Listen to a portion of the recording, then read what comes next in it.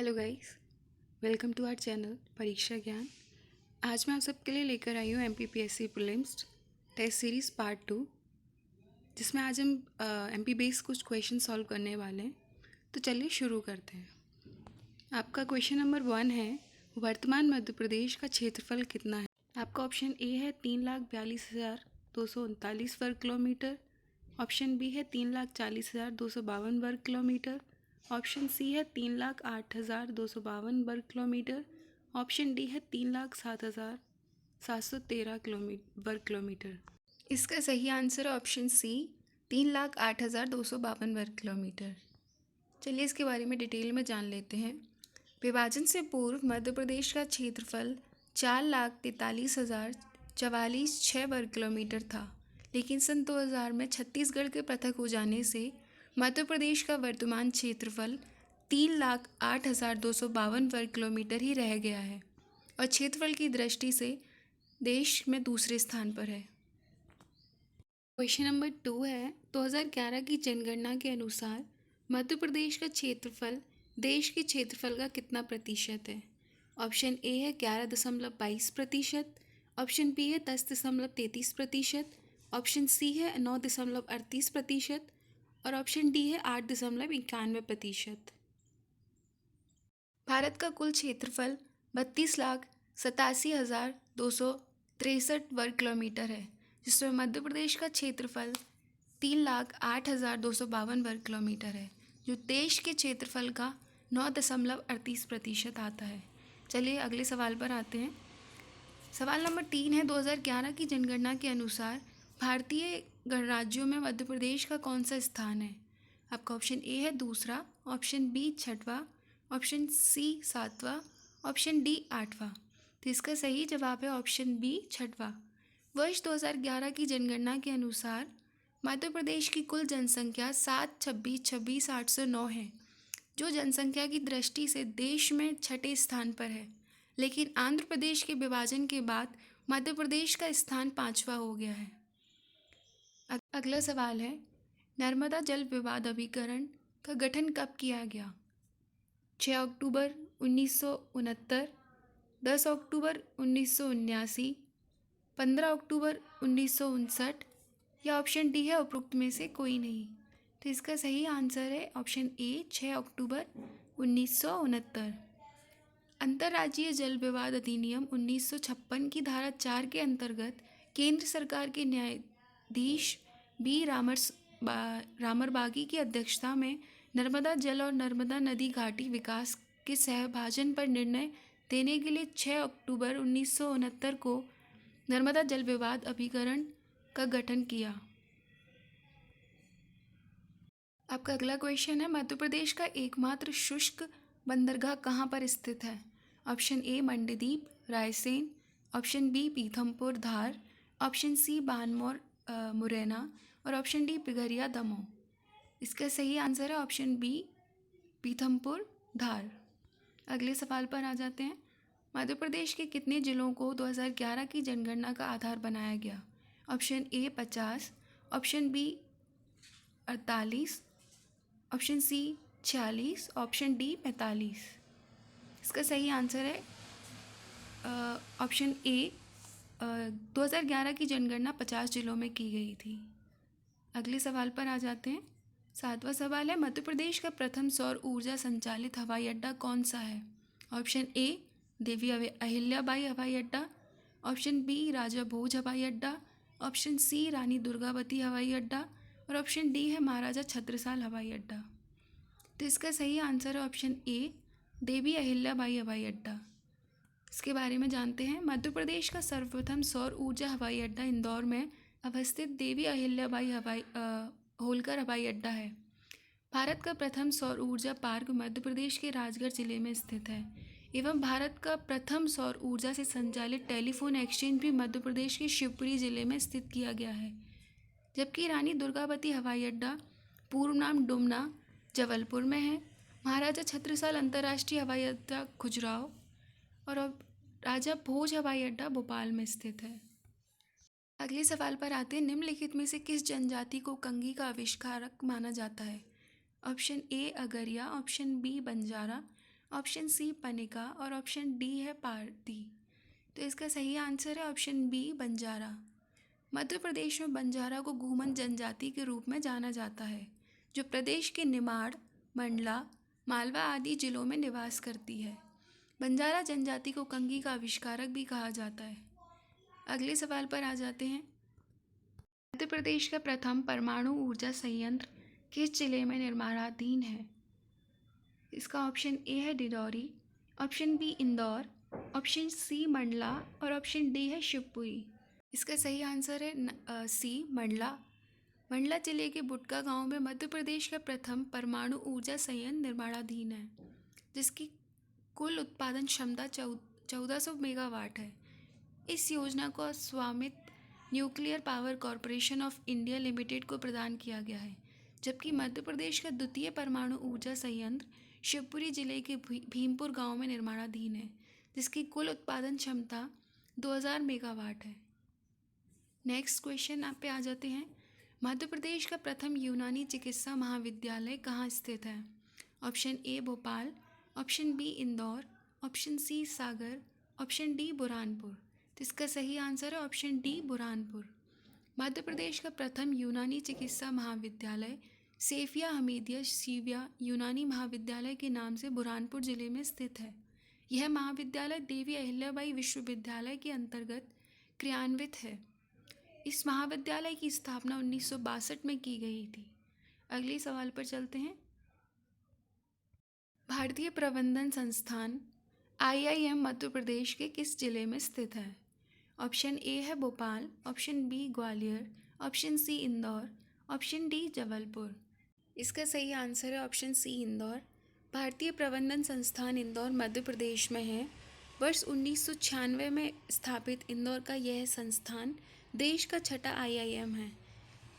इस संस्थान की स्थापना के आरंभिक प्रयास तत्कालीन मानव संसाधन एवं विकास मंत्री श्री अर्जुन सिंह द्वारा किया गया।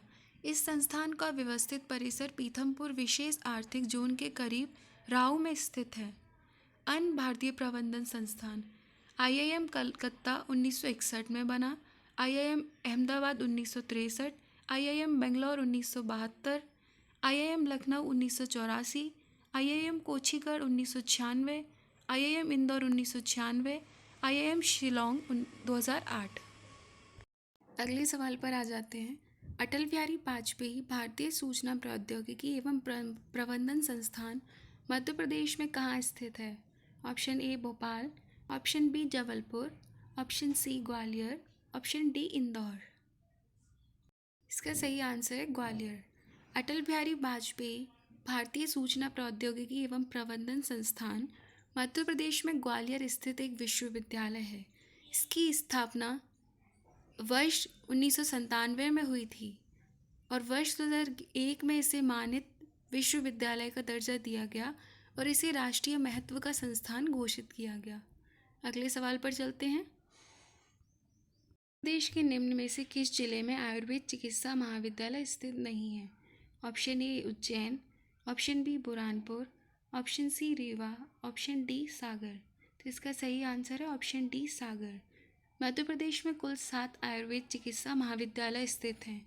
रीवा, उज्जैन एवं बुरहानपुर में आयुर्वेद चिकित्सा महाविद्यालय स्थित हैं, किंतु सागर में आयुर्वेद चिकित्सा महाविद्यालय स्थित नहीं है, यद्यपि यहाँ शासकीय चिकित्सा महाविद्यालय स्थित है।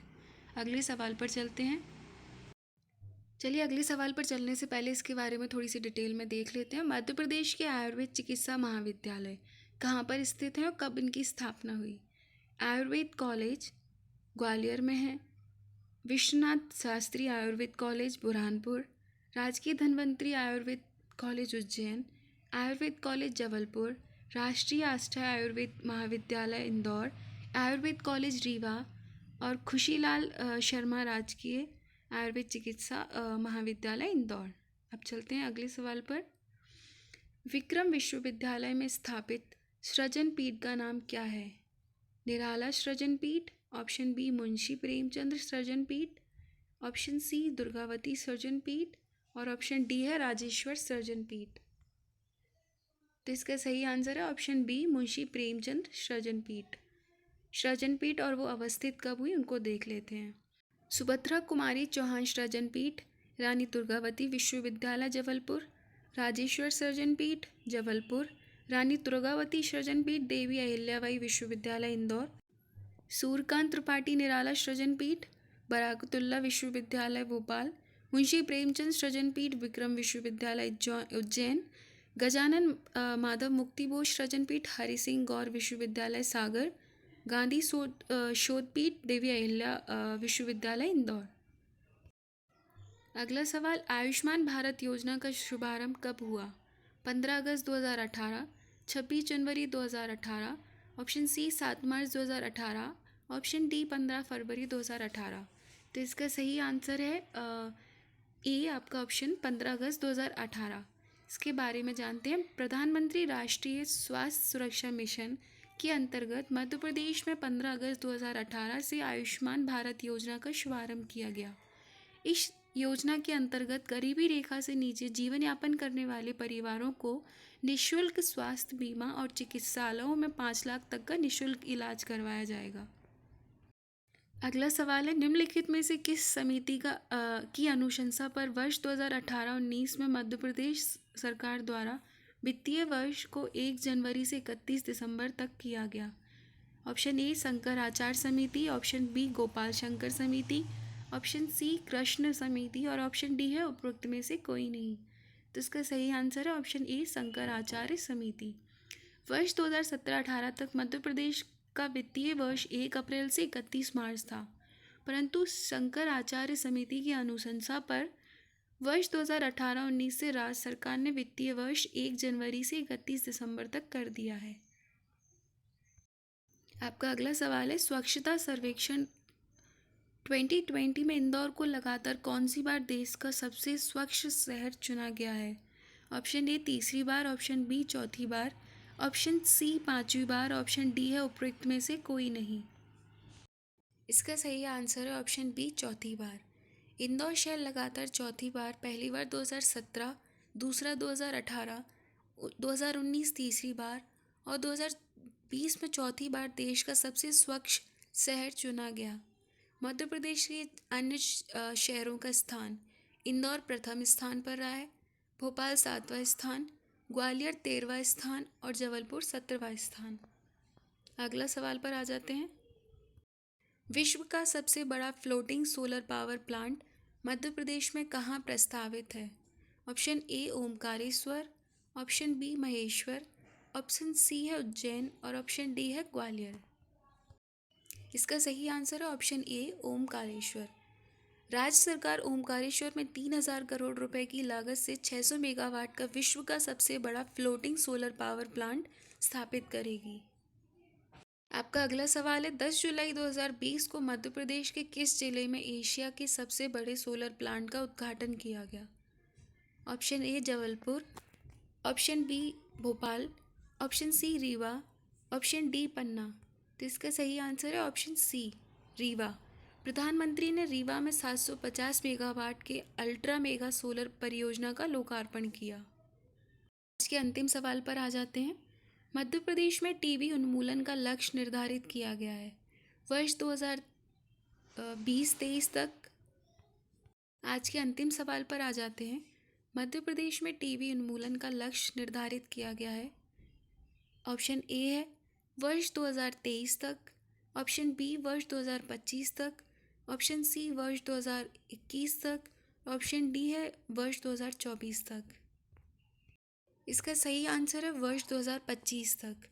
मध्य प्रदेश में वर्ष 2025 तक टीबी उन्मूलन का लक्ष्य निर्धारित किया गया है, जिसके अंतर्गत 1 अप्रैल 2018 से प्रदेश में टीबी के मरीज को उपचार व पोषण हेतु 500 रुपये प्रतिमाह प्रदान किया जाएगा। तो चलिए, ये थे आज आपके MP based 20 questions. I hope आप लोगों के पसंद आए होंगे। अगर पसंद आए तो प्लीज़ इन्हें लाइक, शेयर और चैनल को सब्सक्राइब करना मत भूलिएगा। चलिए फिर मिलते हैं। Till then take care.